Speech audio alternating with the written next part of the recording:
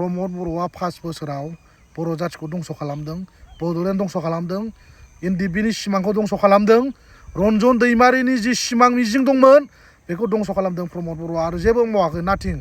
हेल' लोगोफोर, नोंथांमोना भिडिअखौ उइदाउट स्किप नायबानो जाबाय। दिनै नोंथांमोननि सिगां मोनसे टपिकनि सायाव रायलायगोन। प्रमद बर'आ दि इसिबां गिदिर गिदिर लेक्सार होयो, खोथा बुङो, फिननाय होथों बे प्रमद बर'आ पाब्लिकफोरनो 5 बोसोराव मा मावदों। आसलथे बिटिसिआ मा, बिटिआरआ मा, प्रमद बर'आ दिनैसिमबो खिन्थाना होनो हायाखै रायजो राजाफोरनो। प्रमद बर'नि जि खोथा बुंनाय गासिबो नंखाय, थगायजोबनाय। प्रमद बर'आ जेरैबायदि प्रतिश्रुति होदोंमोन रायजो राजाफोरनो, गासिबो थगायनाय। माने गाव बोरै पावाराव फैगोन, प्रमद बर'नि अंख'आ बेल'मोन रायजोफोर।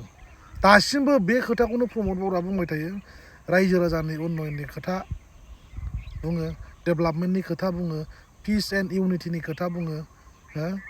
प्रमद बर'आ सासे आन्दलनकारिया मानो बेबायदि थगायनांगौ? बर' जाथिनि सिमाङा जाफुङागौमानि आन्दलन खालामबाय थागोन होननानै बुंग्रा सासे दैदेनगिरि नेताया बिदि जायो रायजोफोर। प्रमद बर', नोंथाङा जुदि गोहो दङब्ला 5 बोसोराव मा मा मावखो आरो बे बिटिआर एग्रिमेन्टजों मोनफानाय 1500 crore थाखाखौ बबाव गारजोबखो, मा खामानियाव इउटिलाइज खालामखो? नों दुगा लेक्सार होदोंथ' प्रमद बर', रायजोफोरनो देखाय बबाव गारखो, लामा दालां खयथा बानायखो, गोदान निउ infrastructure, college, university, medical college, engineering, NIT, whatever मा बानायखो हिसाबा हो। ओरैनो लेक्सार होनानै जेबो लाब गैया प्रमद बर'।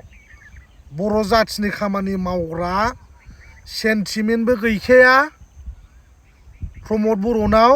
बोरै बिटिसिनि चिफ जानांगौ, बर' रायजो राजाफोरखौ थगायनानै आरो हाग्रामा महिलारिखौ बोरै गादिनिफ्राय जोख्लायनो हायो, माने किक आउट खालामनो हायो, बेल'सो फर्मुलाया। बेनोमोन प्रमद बर'नि सिमाङा। नाथाय प्रमद बर'आ नै इलेक्सन फैनोसैखाय माने जोंनि रायजो राजाफोरखौ गोबां माने प्रतिश्रुति अबावबा माबा माबि हेन थेन खोथा लेक्सार बुंलागासिनो दङ। खामानि गैया प्रमद बर'। बिटिसिखौ दाननानै मानो बिटिआर लिरनो हायाखै, बेखौ फिननाय हो प्रमद बर' रायजो राजाफोरनो। नोंनि थाव थेलेफा बायदि दालाल स्टाइलनि खोथा बुंनानै जेबो लाब गैया प्रमद। सिदा खोथाखा। दिनैसिमबो मानो बिटिआर लिरनो हायाखै बिनि फिननायखौ हो। 5 बोसोर जाबाय। रन्जन दैमारिया दिनैसिमबो जोंनिफ्राय मानो उदां जायाखै? बोरो नोंनि स्ट्रंलि इनिसिएटिभ लानानै खामानि मावदों होननानै बुंनाया प्रमद बर'। बिटिआर रेकर्डनि दफाया उइथिन 5 इयार्सनि गेजेराव जुदि आखरे जुदि इमप्लिमेन्टेसन जायाब्ला आं थैगोन होनना बुंदों प्रमद बर'आ। फासि नांनानै थैगोन होननानै बुंदों। बे मोनसे खोथा जायो नामा बियो? न'खर साख्रि होगोन होननानै प्रमद बर'आ जोंनि रायजो राजाफोरखौ थगायदों। सोर फाग्लाया साख्रि होगोन होनना बुंबा सोर भट होआ जानांगौ UPPLनो? होदो साख्रिया दाना। Every voters, every family membership बयबो साख्रि मोनगोन होननानै प्रमद बर'आ बुंदोंमोन। प्रमद बर' साख्रिया राननानै 5 बोसोराव रायजो राजानि मा खामानि मावखो? 5 बोसोराव प्रमद बर'आ जोंनि मोनखानाय थाखानाय बिटिसिनि पावार एन्ड फांसन एभ्रिथिं बेखौ दंस' खालामदों रायजो राजाफोर। सांग्रां जा रायजोफोर। प्रमद बर'आ फैसाखौल' सिनायो, पावारल' नांगौ, प्रमद बर'नो जेबो नाङा। बर' जाथिनि खोथा बुंनानै प्रमद बर'आ थगायगासिनो दं। प्रमद बर'आ जुदि बर' जाथिखौ सानग्राब्ला, अनग्राब्ला बेबायदि साडेनलि एकर्ड खालामनानै बर' जाथिनि हप्स एन्ड एसपिरेसनखौ बेबायदि दंस' खालामगौमोन नामा रायजोफोर? खालामगौमोन नामा रायजो राजाफोर? जुदि बेनाव रियेल स्पिरिट जुदि दङमोनब्ला मानो बेबायदि खालामगौ प्रमद बर'आ? दिनै फाउन्डार अफ एनडिएफबि रन्जन दैमारिखौ जेलनिफ्राय बख'नो हायाखै बे एकर्डनि गेजेरजों। दिस इज व्हाट काइन्ड अफ एकर्ड? बेखौनो प्रमद बर'आ बुङो दिस इज पिस एकर्ड होनना बुङो। जोंनि रायजो राजाफ्रा बुजिनांगोन। रन्जन दैमारि जुदि एनडिएफबि आफादखौ जुदि दायामोनब्ला दिनै नैबे लेभेलाव सफैगौमोन नामा? हाग्रा बंग्रा थानानै जुदि दावहा नाङामोनब्ला, गावनि जिउखौ जुदि बावसोमामोनबा दिनै बे लेभेलाव फैगौमोन, एग्रिमेन्ट जागौमोन। पिस एग्रिमेन्ट जागौमोन नामा प्रमद बर' फिनाय हो प्रमद बर' रन्जन दैमारिया माब्ला गगोन बिटिसिखौ दानानै माब्ला बिटिआर लिरगोन फिनाय हो प्रमद बर' बुजिबाय 5 बोसोर मा मावना थागोन नोंलाय रन्जन दैमारिखौ गबाय होनना बुंग्रा सोरमोन इउजि ब्रह्मआनो बुंदोंमोन ना ब्लाइन्डलि सिगनेचार होनां रन्जन दैमारिया जोंखौ ट्रास्ट खालामनानै बिलिभ खालामना होनना बुंदोंमोन बोरो रन्जन दैमारिया माब्ला गवा बबे टाइमाव गवामोन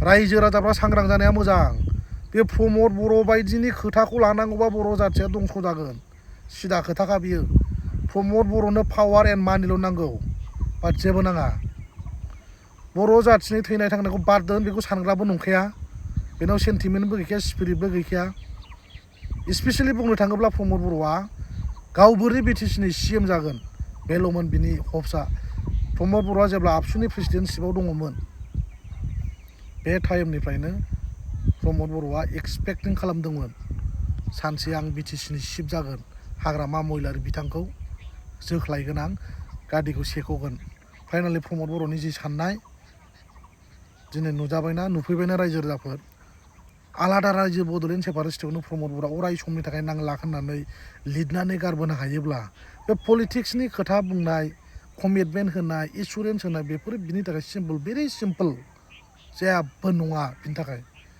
बर' जाथिनि देरसिन सिमां आलादा रायजोखौनो final and complete solution signing खालामनानै प्रमद बर'आ फैग्रा मानसि अब्ला बै फिसा फिसा खोथाखौ प्रमद बर'आ आइ डन्ट केयार होनग्रासो प्रमदआ जेबो साना सिम्पोल फैबाय थानाय समाव जोंनि रायजो राजाफ्रा सांग्रां जानांगौ प्रमद बर'आ 5 बोसोराव बर' जाथिखौ दंस' खालामदों बड'लेण्ड दंस' खालामदों एनडिएफबिनि सिमांखौ दंस' खालामदों रन्जन दैमारिनि जि सिमां मिजिं दंमोन बेखौ दंस' खालामदों प्रमद बर'आ आरो जेबो मावाखै नाथिं रायजोफोर ओंखायनो फैबाय थानाय बिटिसि इलेक्सनाव प्रमद बर'नो रावबो भट होना इउपिपिएलनो जुदि इउपिपिएल आरो प्रमद बर'नि खोथाखौ लायोबा बर' जाथिया जोबस्रांगोन सिदा खोथा गुबुन जाथिफोरजों अकुपाइ खालामजागोन जि मोनखानाय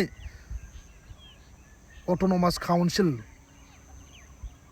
6 सिडुल बेखौ दिनै बिथांमोना स्क्रेप खालामनो नागिरदों जोंनि मोनखानाय पावार फांसनखौ लांनानै जोंखौ डमिनेट डिसक्रिमिनेटिं एक्सप्लयटिं खालामनो बिथांमोना नाजादों स' रायजोफ्रा सांग्रां जानाया मोजां जुदि सांग्रां जायाब्ला जोङो सेख'नानै लाजागोन आरो गुबुननि आथिं सिङाव गादबनानै जों दोनजागोन हेव इनाय अनागारियै जों गादबजागोन रायजोफोर आं बेखौनो खावलायो बयबो सांग्रां जा इउपिपिएल आरो प्रमद बर'नि खोथाखौ ट्रास्ट दा खालामबा थगायसुलासो रायजोफोर थेंक इउ